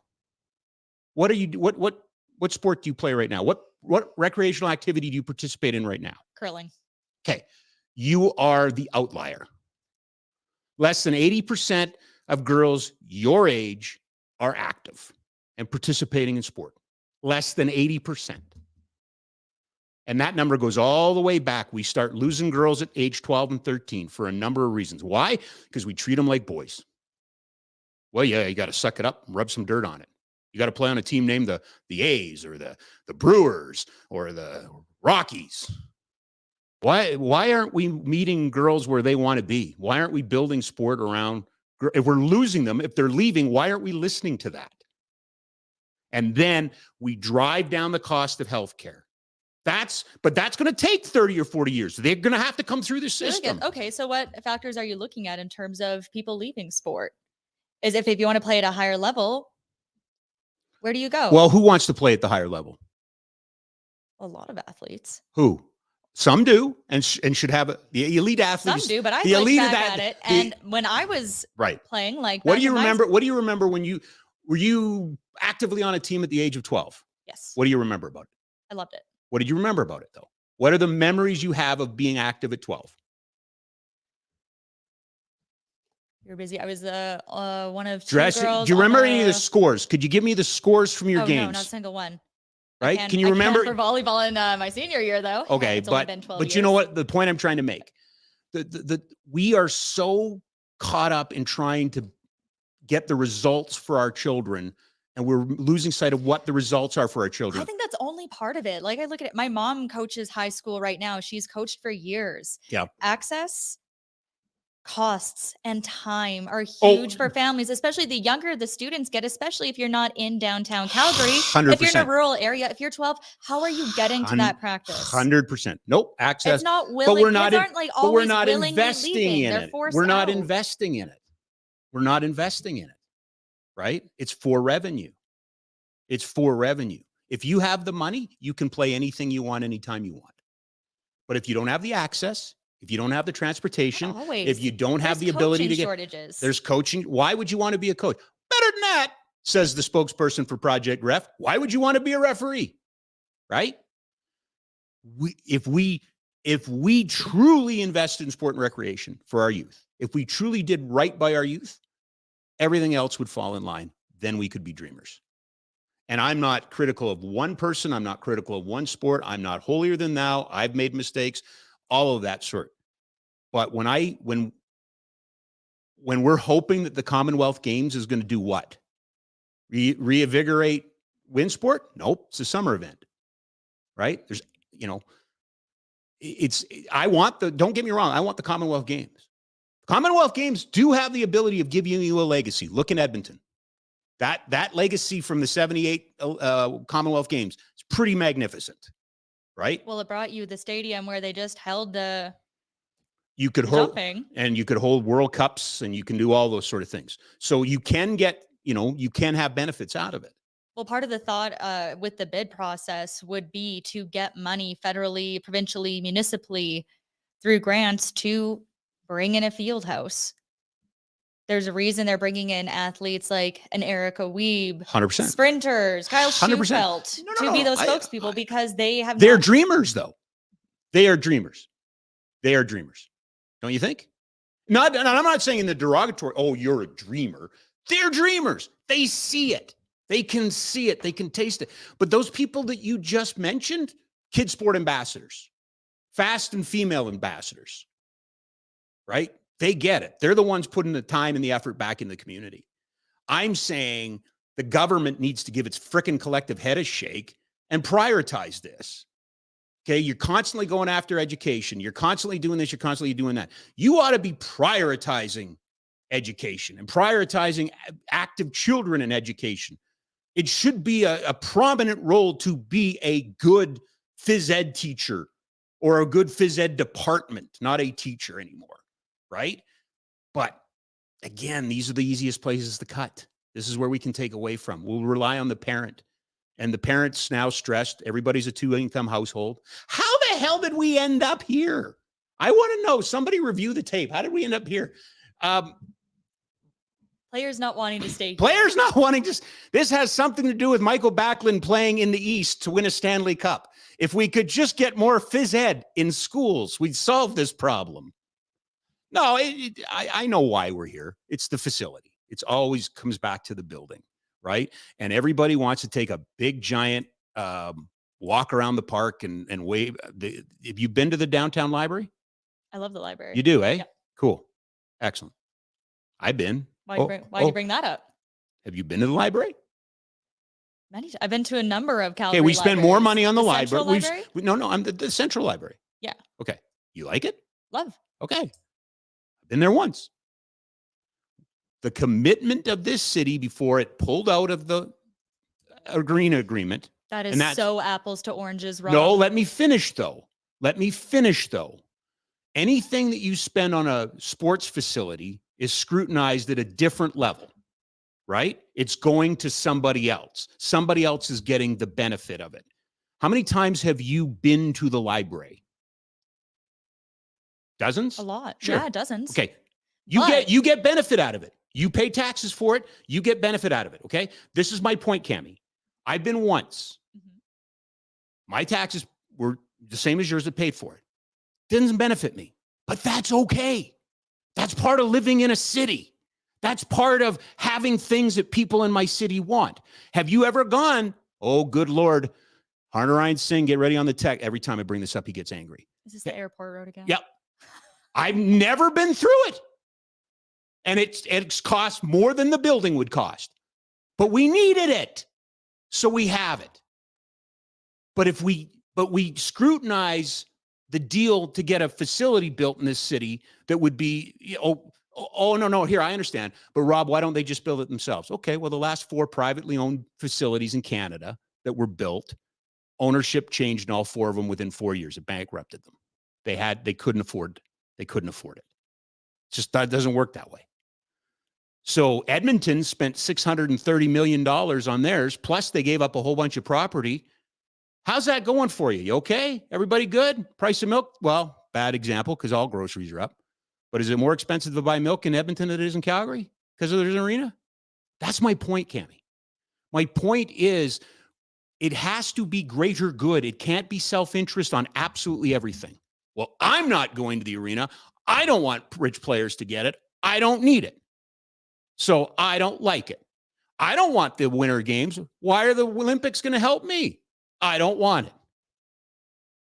We've got to get past that. We need to dream again. We need to get to a point where we see the greater good. Would you like an F1 racing? It is very hard to say that you're going to, it's lovely to think that like, yep, let's just pay for the new event center. But there's so many other services that more Calgarians access that do need these things as well. That's why I think the library is a horrible thing to bring up. It's not a horrible thing to bring up. Because it automatically compares the two. No, it should because of the investment of it. Okay, what does because more Calgarians benefit? No, hold on. We just determined that money's the most important thing here, right? That we got to generate money. So how much money is the library generating? They built a fantastic new little hotel next to it. How many rooms a year are booked out because of that library? Now, you build an event center. No, if you built it, it's not just a library. It's great. It's got a little coffee shop. It's freaking social services. It's language services. It's access to the internet for people who don't have 100%, but we just said it's got to have some cost benefit to us. If we build why aren't we funding Winsport then? Because Winsport needs to make money. The underpass doesn't need to make money. We need the underpass. We need roads. We need services. What do you want to be? Do you want to be a destination or do you want to be a bump in the road? You need to dream. It is not apples and oranges, because I think if you truly care about your city, you're open-minded enough to go, that's fine. You're right. Social services can go there. Art could go there. Oh, let's bring up the art, shall we? Because my side loves to rip the blue ring. My side loves to rip all those things that, are put on power stations and LRT stations now. I think it's a great idea. That's a better city. But we all get caught in our tribes and we all get caught in our little positions and we say, well, I don't want it, so we don't need it. And that's what I'm talking about. Who's saying that, though? Did we or did we not lose a referendum on Olympics? And who won that war? Who won that war? That was two sides that didn't listen to each other. Because every time somebody on the no side brought up something. Are people saying yes versus no, or yes, I would love this, but? Oh, everything's yeah, but. Racism's yeah, but. Everything's yeah, but. Oh, I'd like it, but. Oh, I know lots of good people, but. There's always yeah, buts. You can't yeah, but when you dream. Frank King dreamed. I'll tell you right now, there's some stories that have never been told about the 88 Olympics. There was things done to make sure those games happen that weren't things that really. Rick Westhead would be tweeting about? Yeah, probably. Probably, right? There's probably some things that got sped up and passed and moved along to get the Olympics done, right? This is an awesome conversation because I think it is old man yelling at the clouds versus young person and fiscal responsibility. Because I think the young person nowadays does care about where all of it goes, does prioritize things more in more sections and less broadly than older people do. I do believe that. I believe you count the pennies a little bit more than I would. And I'm not saying that's wrong. I'm just saying it's a different conversation. I believe part of what upended the Olympic bid, and this is now that's 5 years in the rearview mirror, whatever it is, part of it would have been an age thing. I mean, that's not a good group to work with, right? That's what group? The IOC. Oh, yeah, no. I thought you meant like an age group. No. The IOC. Same thing with FIFA, right? No, those are It's like the same way that I looked at World Juniors a couple of years ago when they were going to Montreal, to Buffalo, to Toronto, and they couldn't sell out any of the venues. Scale it down, spread it out. Yeah, and then what happens this year? They go to Halifax. They go, this is great. This is where it should be all the time, right? And I agree with that. But I agree I think we need to dream. And what worries me is, no, I know where this exactly started, was McMahon Stadium. Who's dreaming about McMahon Stadium? Who's dreaming about... You're asking the Calgary Stampeders to sell tickets with an anchor, right? You're asking them to sell tickets with an anchor. Winnipeg, Regina, newer facilities. But we couldn't build a newer facility. I don't have the solutions. Please do not tweet me or text me or email me and go, oh, good, can you give me the solution? I don't have the solution. But I know the one thing we don't have is we don't have a champion. We don't have somebody standing up and saying sport and recreation matters. The Active City Collective proved its value in this community, okay? But what you can't do is say, oil and gas did a great job of saying, hey, we're a sector. We're a bunch of people. We're your neighbors. Like, it's impacting us. Sport and recreation is a hockey team. It's a guy on a bike down at Fish Creek Park. It's somebody playing pickleball. It's somebody taking a tennis racket to a neighborhood. It's far more fractured and out there, but it is the biggest revenue generator in this city. It's the biggest part of the economic engine of this city, sport and recreation. And it frustrates me. I don't know if you noticed that. It frustrates me. It really frustrates me. I don't know I just don't understand necessarily where the economic driver part comes from. Because to me, when I think of a lot of the facilities you're talking about, like if you're going for a bike down at Fish Creek, I don't have to, other than taxes for maintenance and such. Did you just buy an e-bike? Did you just buy an e-bike? No, I can't afford a bike. Okay. But how many bike stores are there in Calgary right now? How many e-bikes have been sold? I mean, we sit on one of the, I would say top 5, but they say one of the top 10 fly fishing rivers in the entire world. It is not out of the realm of possibility on any given weekday in June or July, that a former president or a Hall of Famer in the NFL or a movie star is floating down that river fishing. And that's money into the economy. This is beside the point, yes. But the Crow is a much better river to fish. See, I could take the stuff about the library, but if you're going to call me out on the bow, then we're going to have to throw down, because I have no time for that.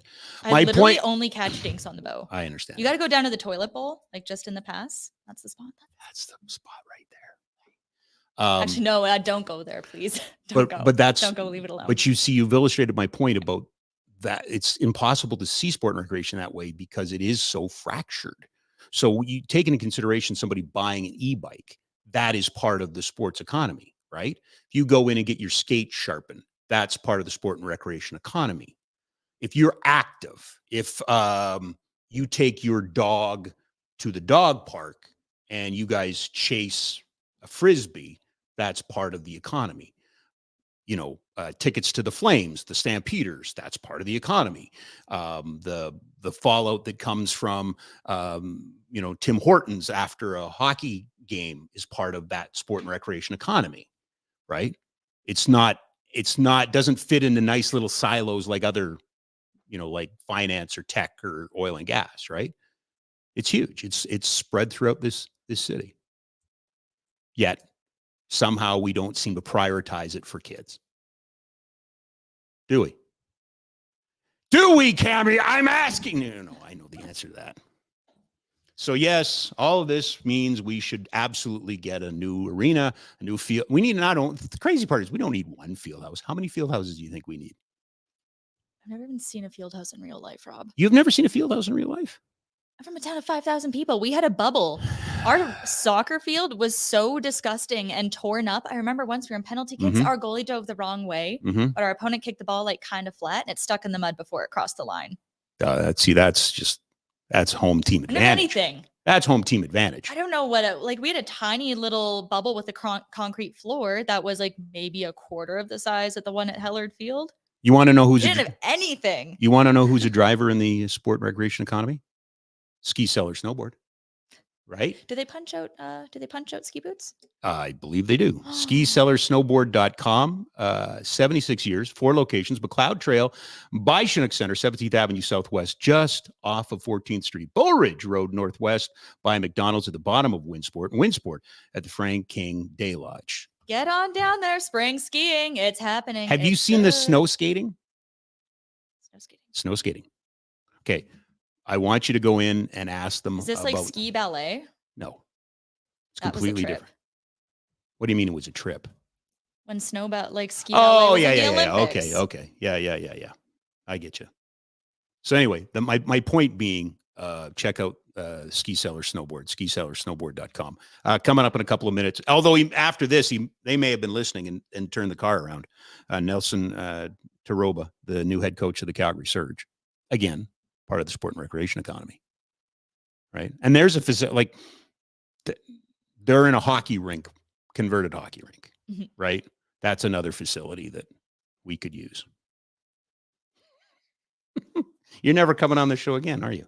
Huh? Ever again? I'll be back. Oh, I don't know if you're I'm just coming gonna back. come back I don't know ready if to that. I'm fight. not worried about you as much as I'm worried about I'm them. worried that you think I'm like some anti-sports person now, though. I do not. No. What you are is a brilliant, perfect partner for this show.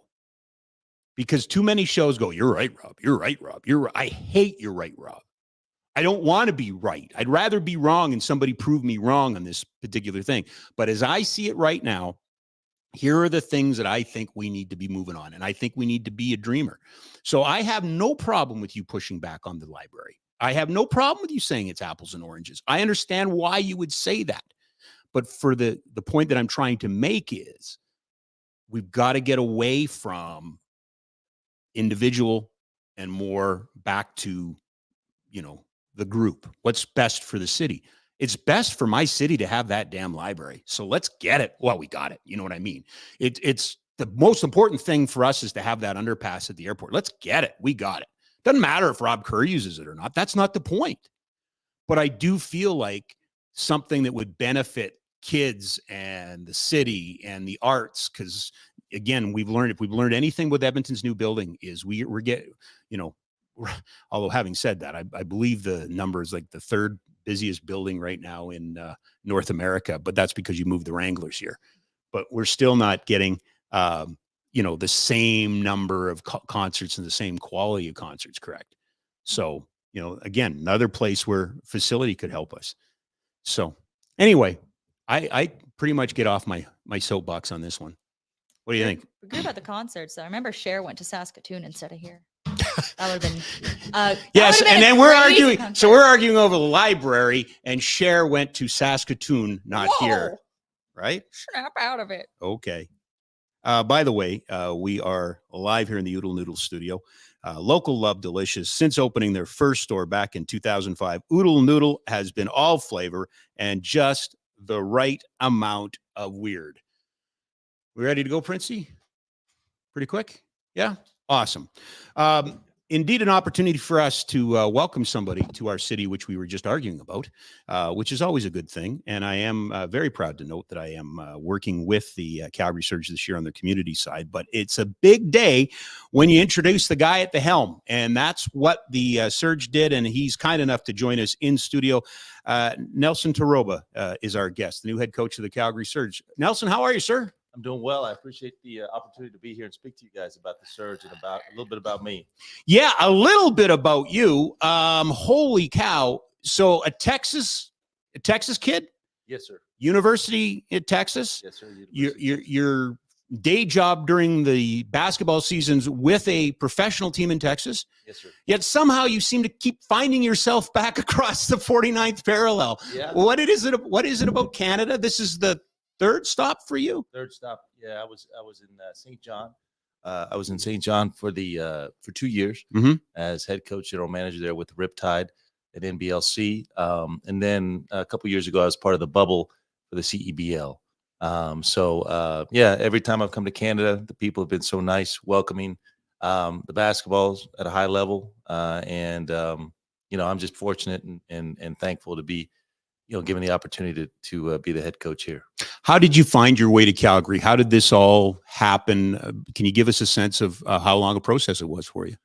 I think it's probably from now till when it started, probably about a 4-month process. I think it started with, I've always been in contact with the CEBL and having been here for that one summer, and then also being here, in Canada before. There's some relationships there that I've always kept in contact. But when this job opened up and I got in, Dylan Howe is the vice president. He reached out to me, and we just had a talk on a Zoom, and it went really well. I mean, we really connected. The way he spoke of the surge and the vision that we have here, really connected with me, and so it just kind of went from there. So what kind of vision were you trying to sell the team on when you talk about starting a new franchise on the right foot? Yeah, I think the vision is just that, it's about building a team that the city can call its own and can be proud to call its own. So what does that mean? That means a team that plays the right way, defends, shares the basketball, competes. Hopefully the people in our city can, whether they're young, minor sports on their way up, maybe they're in college, at UFC, no matter where they're at, they're just fans. Maybe they've been big Raptors fans and NBA fans forever. For us to be able to bring this level of basketball to this city, I just wanted to make sure that my vision is just that we do it the right way, with the right players, the right people, the people that I think our community can connect with both on and off the floor. I'm curious because, as we know, you're an associate coach with the G League's Texas Legends. Coming up to Canada, you got a taste of the Elam ending. I know the G League had the Elam ending in the showcase this year. What do you make of that when you kind of adjust your coaching style to the target score? You know what? It's really unique. So when I was here with the back in the CEBL in the bubble with Saskatchewan, it was the first experience with it. And so I got used to it, but I think it's a really good idea. I also coached in the TBT this past summer, the TBT tournament in America. And that one is where kind of the Elam started. So we did that as well. But in terms of the experience here and doing that, we incorporated this year in the G League for overtime games and also during the showcase. But we had 2 overtime games. We actually had just about maybe 15 days ago, we were in Delaware and had an Elam ending in Delaware that we held on for, that was just back and forth. And the strategy is just totally different, but it makes you have to win the game. You can't just milk the clock out. So it's really a different approach. I feel like I'm eavesdropping on a conversation for the benefit of our listeners, because we are not, a professional basketball city as of yet. Explain Elam to me. Elam ending is, so we get a target score when it gets down to the last 5 minutes of the game. Let's say we're up by 88-80 at that moment in time. When that happens, they freeze the scores and then they add, a target score. Like for instance, in the G League, they would add 7 points to the, to whatever the highest score was. Right. Then you'd go from there, and whoever got to that target score first wins the game. So you could be down by 10. That would mean you have to score 17 points before the leader, in that situation. So it's just one of those deals. What happens is sometimes Elam just kind of grabs a hold of you and you have to make shots. So if people feel the pressure, if they feel a little tight, if they stop working together and they start taking hero shots, then you're going to have situations where this other team can come back. And now the margin starts to sink and get narrower. Now everyone starts getting a little tighter, and that's what Elam just kind of does some weird things to people, to players.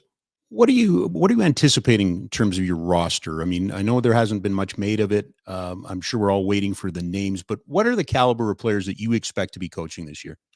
I think, there's going to be players from the G League. There's going to be players from international leagues that are Euro Cup, hopefully Euro League type level players. Obviously Canadians, U Sport Canadians, professional Canadians that play abroad. It's a mix of all those. But I think in terms of the level of player, this is a tough league. And to compete at the highest level, you've got to build a roster that is very talented. So we're looking at finding the right talent, but we're also looking at finding the right fit, because I think that's also a piece that's really important in a short league, 20-game season. Just the ability to find guys that really connect quickly, that stay the long course, stay the long haul, that aren't just in for a quick fix, that really view this as a very unique opportunity for them, not just like a recreational type thing. Yeah. This is a big deal. And so we want to find players that really know that this is an opportunity for them to showcase who they are, what they're all about. You mentioned like it's a short season. There's going to be 10 home games in Calgary this year. In your view, what should the goal of the CEBL be? Should it exist in a bubble? Do we look at, is it a potentially a feeder for some other leagues, seeing players like Xavier Moon, a number of others signing 10-day NBA contracts? Yeah, for sure. I think this league is just that. One of the reasons I'm really, engaged and interested by the opportunity to be the head coach is the same way I like the G League. This is an opportunity league. Players they haven't arrived to where they want to get to. This is a place where they can still showcase who they are, what they're all about. But we have an opportunity to help them, raise their careers and kind of be a springboard for them to go to even bigger and better places. And that's what we want. We want, in a perfect world, we have them for 1 year, they move on, and they're really successful. And so, my time in Canada before with St. John was that way. We had guys that we took chances on that were rookies. A guy like Frank Bartley, who was a rookie for us, was the rookie of the year in that league. Now he's, making six figures in Israel. He's played in Germany. He's going to maybe be in another foreign league, but he's kind of taken that opportunity and gone from making, $2,000 a month Canadian to a lot more than that, but doing, basketball and getting a chance to help guys do that is what we really want to do. One of the comments that comes up when I look at your background, and it was brought up even in the press release, was culture builder. Tell me a little bit about that, Nelson. How do you view building culture? Well, I think building culture, it's another, catchphrase. I think it's just really about, how you act every day, what you value, what you celebrate, and what you don't tolerate, I guess. So for us, our culture would be built around trust, number one. As simple as it sounds, just, I have to tell the truth every day. I have to follow through on my commitments every day as the leader of our team. Our staff has to do that. We have to, the players need to know that when we say we're going to do something, that we mean it and we do it. And hopefully when we model that behavior, they also, we found the right type of people, and they also will kind of follow that lead as well. So number one, it's about trust, building trust, daily trust fund, making sure the guys and all staff, everyone on our staff, Hillary brought me here today. I've been meeting the entire staff at the office. There's so much work going on by our team of front office and business side folks, making sure the word gets out. I've got a schedule here. I've got 5 different appearances. To me, I'm saying that because it's a testament to the level of thought and care that's being put into the whole operation. So when we talk about culture, it starts with trust. From there, it's really important that we create an environment every day that is based around growth. Growth is, that kind of safe space where people can go kind of take chances, but it's also a place where they can ask questions, and, if they are not sure about something, they can get those answers. So growth-oriented environment is critical. And lastly, just for us, it's about aligning everyone. So our culture needs to be about alignment. We use the same language on defense. We call switches the same thing. We call coverages the same thing. Our positions on defense are named the same. Everyone shares the same language. So I think a big part of culture is sharing the same language and sharing the same systems so that everybody can get aligned. And that's a critical part for us. And then there's the culture of basketball in the city. Like long before the Surge had a GM, a head coach, they were out doing the hometown tour, going out and seeing, the Squirt basketball players, going to rec centers. As someone who's coached high school, what impact can that have on a young player or even just a young fan? It's everything for, as you said, I've coached all levels. I coached high school for 9 years in Texas. And, when I was a high school coach, we would take trips to the University of Texas to go watch a game, and get autographs. That was our biggest, best version of basketball in the city of Austin. And so that was a treat for our players to get to go. And it was also, that ignition point, for them to kind of say, wow, I love this game. I can see myself getting there. And sometimes, there's a book called The Talent Code by Daniel Coyle. And he talks about, the book is basically about how is talent created, right? He says there's 3 pieces. The first piece is ignition. And ignition is you see something when you're young or whatever that just captures your imagination, and then you believe that you can get there. It's just this vision. The next part is that you have to have a master teacher, and to get to that level, and you have to have deliberate practice. So all those 3 things, when you're talking about what impact could it have for somebody here who's young, this can be the ignition point for them. They might come to one of our clinics or camps. They may get to interact with one of our players or coaches, myself, and it may be just enough to kind of get them, push it in the right direction where they keep working at it. Oh, we were just talking about the importance of kids being active and playing sport and getting involved. Were you always in basketball, or did you play other sports growing up? Or? Yeah, it was basketball mostly for me growing up in Texas. So it was mostly always basketball, to be honest, just a basketball guy. So I played all the way through high school, went to the University of Texas. I was not going to play at University of Texas, so I got on staff there, student manager with Coach Barnes in his first years. Yeah. And from there got to be on staff for a year with them, and then just decided to kind of focus on the teaching element, and then got back to the pros. That's another chapter. I'm sure you got covered. Well, I'm sure. What is it about the game? What attracts you to the sport of basketball, or what attracted you to the sport of basketball? Well, basketball is a unique sport. You don't need 3 other people to go work on the game. You don't, baseball, you need somebody to throw it to you, play catch it, at least one more person. If you got to get an outfield and infield, those things. Football, same thing. Mm-hmm. Basketball is just one that you can just do on your own. You can, get away from whatever you want to get away from in school. Just go take shots in your backyard, in your driveway. So I think the ability to just work on it on your own was something that always connected with me. But I get the credit goes to my brother. I'm the youngest to my family, and when I was growing up, my brother played. And I looked up to him. And so then I just said, ignition. Yep. I can see myself doing that. And even when he played, he was a very tenacious defensive player and everything. So that's the vision I had too. So that's kind of the way I played, and still to this day, kind of the way I coach. It's kind of born out of those initial moments. International component of this game, because you've coached a little bit in Mexico too, haven't you? Yes, sir. I've taught camps in Mexico and Colombia, Israel, Austria, so all over. It is more of an international game than sometimes we recognize, isn't it? It is an international game, and you can tell, in the NBA. I mean, I think 25-30% of the league now is non-American, right? And so that's wildly different than even 20 years ago or even 10 years ago.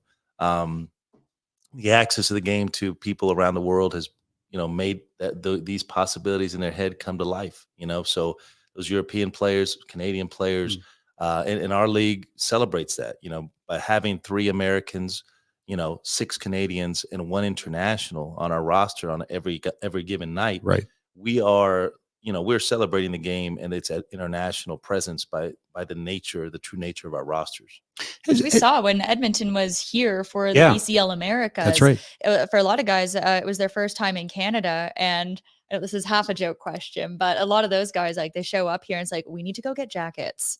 So a guy coming from Austin, Texas, going to, I used to live in Moncton and covered the Magic. Okay. So I want to know, what was your big culture shock? What was your what have I done moment when you go north of the border and you go to New Brunswick? So you were in Moncton. Yeah. So, I'll tell you what, this is, I mean, I was prepared. The first thing when I got to St. John is I went to, I forget the sports store there, but in the mall. And, I got my North Face jacket that I still have to this day. Before then, I never had a nice jacket for the cold. It was just, maybe I might have to wear it 3 times a year. Once I got there, I was like, I need a real jacket. But one time I was just talking to someone else here just yesterday about this. In St. John, we had the Harbor Station, which is the arena. And then they have the tunnel where you can walk down into the kind of uptown and you can get to a couple restaurants. They don't have a downtown there, Rob. You have to go up. I understand Big that. Hill City. Yes, I understand that. That's right. Yeah. So I learned that first thing I learned. But it was a Sunday game. We got done around probably 4 or 5 because it was a 2 p.m. game. Mm-hmm. So I'd use the tunnel to go to the restaurant. I start working. I'll work on the game, look at the video, eat something, and by the time it's 9 or 10 or so, let's say I'm getting ready to go back. and then I tried to go back through the tunnel, and now the doors are locked. So I had to walk, about a mile, to get to Harbor Station in my suit, and and my phone was at like 3% battery, and I was pretty sure hypothermia was ensuing. So that was my greatest indoctrination in the Canadian cold. It's a tough swing. It gets in your bones out there, man. Did you check out a Sea Dogs game at Harbor Station while you were there? I did see a Sea Dogs game once or twice. Also, I got to see Jerry Seinfeld played at Harbor Station when I was there, believe it or not. Yeah. So he played there. That was pretty cool. And when we were there, we had, and it was against Moncton, we had the Battle of 506. So we had, our president, Scott Van Wart, built a whole movement, and we ended up, kind of almost giving away seats. We had 7,500 people in that arena in Harbor Station just watching us versus Moncton. So it was still one of my most favorite memories in coaching, just those kind of games and that type of atmosphere, which I know we can get here, having been in the Wynn Sports Center. You have been, eh? Yep. And we had the press conference there today, but it's just a perfect size. I can, it's a beautiful arena in terms of just even the structure itself and the kind of the woodwork on the ceiling. But I think it's going to be a great basketball venue. And I think that, and there's not a bad seat in the house. And I know that I fully expect that it will be a sellout, day one on May 27th.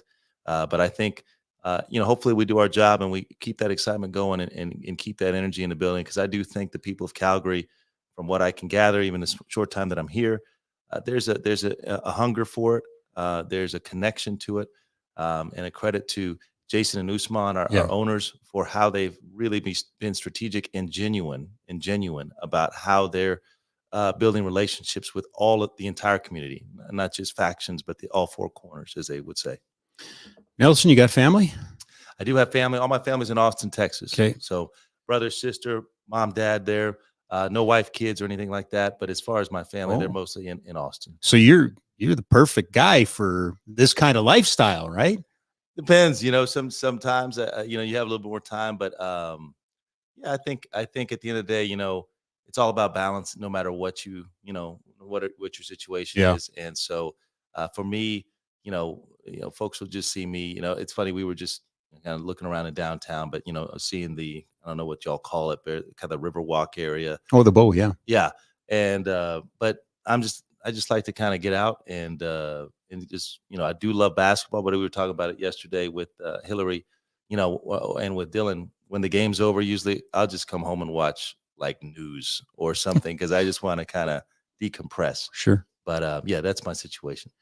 Well, we appreciate you making time for us today. Welcome to Calgary. We're very excited about We're what going to drag you back on here. We're going to do a barbecue taste test. Oh, well, I'm Have you had a Caesar?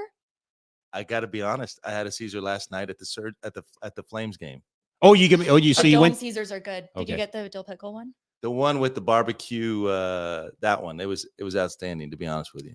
Yeah. A lot of the football players who come up here for the CFL, a lot of them from Texas down south, a lot of them had never tried a Caesar before. Yeah, and that was, we went, and then somebody says, you want to get a Caesar? And I was like, of course, we call it a Bloody Mary in America. That's what we call it. But yeah. And I was like, yeah, sure. We'll do it. But then it was outstanding. Like, it was really good. So yeah, we can do all those taste tests. I'm a big foodie. I was just telling Hillary we could do like a whole, circuit around the city, try new restaurants. But I love to do the taste tests. I love to do all that stuff. And if y'all have barbecue here, I'm interested. Okay. See if it passed the test. Yeah. It's a high bar, I would imagine. It's a high bar, right? Yes, sir. Yes, sir. Absolutely. Nelson, welcome to Calgary. Thank you for doing this. Best of luck this season. And I hope you get to, look around and somebody's got to get you out to Banff at least for one day, right? For sure. The mountains. For sure. That's definitely going to happen. And I've seen the pictures, and they even talked about it. We'll probably try to get the team out there. Oh, perfect. So yeah, I'm looking forward to all of it. And I thank you guys for having me. I think, I hope that, as we keep moving towards the season and we start building what we're building here, I can't wait for the fans to connect with our team, with our organization, and that we hopefully can make that difference, make those connections you're talking about with youth, with area coaches. I'm a committed coach, always really love to, interact with the coaches in the city. We'll do clinics to help coaches, and we're here to help. So that we're looking forward to doing that too. You can help us with our game too. There we go. I love it. Thank you, sir. Thanks for making Thank some you. time for us today. Okay, thank you guys. Awesome. Well, if that doesn't get you fired up, I don't know what will. You know Right. what? This might be my big hot take. Mhm. As someone who does love hockey, basketball fans are louder than hockey fans. And that's just Really? facts. Really? Yes. This is- Yes. I have no doubt of that. I went to the It's Raptors, also just the nature of the game. the Raptors Nuggets preseason game, whatever that was, 2017, 2018. And that was 19,289 fans, and it started and never ended. And that was a preseason game. Like DeRozan and Lowry weren't even playing. I think they played the first quarter, and that was it. Yes, I think you're going to be really, really, really surprised and pleasantly surprised and really excited by the way the game is presented. I just have this sneaking suspicion. Time now for our final mile. Before we go, we want to wish a happy 30th birthday to one of my dearest. I love this guy. He is the best. We celebrated it in front of all of his friends. Look at that. There he is, the one, the only Chris Sutter. He is turning 30 this year, which is crazy to me because I remember when he was in his teens running around the dome and popping into the hot stove lounge. They got him a cake and everything. I'm a little concerned that Harvey might trip and this might, but anyway. I'm very glad Harvey has like paper towels or something because I would not want those mucky paws on my cake. Yeah. That's how you say that. Yeah, like Danny, one of the guys down at the Dome, he remembers Chris from like the 04 run, and their thing was chicken tenders. Yep, absolutely. He is, by the way. So happy birthday, Chris. All the chicken tenders in the world to you. He's the honorary captain of superheroes, too. So he's come out and talked to our players before. He is the best. You are the best. This was a lot of fun. Did not go as per script, which is the best. A lot of notes that I did not end up using. Nope. But save those. We'll use them somewhere. Thanks to Gavin, our outstanding producer. Thanks to Mark Prince, who once again, he just somehow makes it happen. When I get my big fingers and toes stuck in stuff and screw it up, he fixes it and he makes me look good. You make me look good. You make it sound like you're just Gumby rolling around the I am Gumby. I am Gumby. This has been, oh, by the way, I should, because they have been so good to us. Brand new sponsors, which is, you see them right there, the Ski Cellar and Snowboard. They've come on board here, and we're really, really, really, I'm just going to, because I don't want to ruin it. Spirits up, tips down. Yeah, that's right. Ski Cellar Snowboard. SkiCellarSnowboard.com. Easy for me to say. Check them out.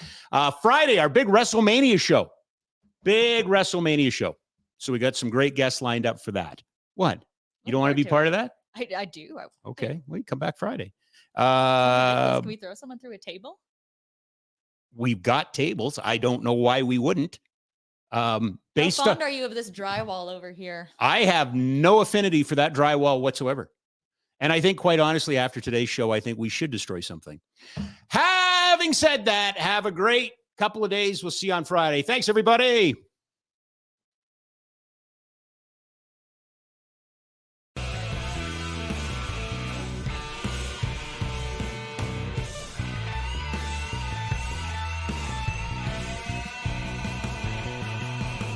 When there's two sides to every coin,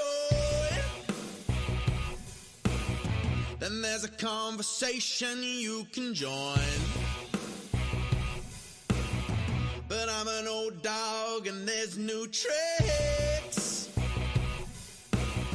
and some of my opinions you just can't fix. 'Cause I'm an old man yelling at the sky. I'ma shake my fists at the clouds and cry. Get off my lawn, you snowflake, before I have a meltdown, breakdown, shakedown. 'Cause this is my hometown, so back down, sports clown. It's all just a game, and it's the last down, let down, Cowtown. I said it's all just a game. I give the touchdown, the rundown, the lowdown, 'cause it's over the game. Gonna crack down and shut down at sundown. I said it's all just a